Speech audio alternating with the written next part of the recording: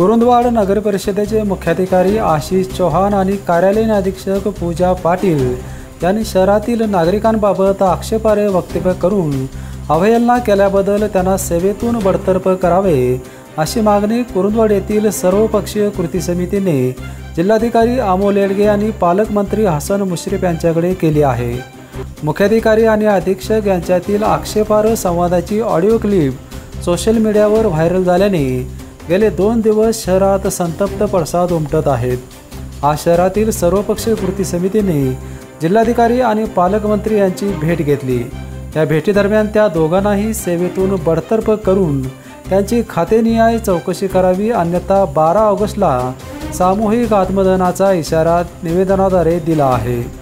यावेळी शिवसेनेचे जिल्हाप्रमुख वैभव उगळे, बाबासाहेब सावगावे, माजी नगराध्यक्ष दादासाहेब पाटील, तानाजी आलासे, सुनील कुरुंदवाडे, अभिजित पवार आदी उपस्थित होते।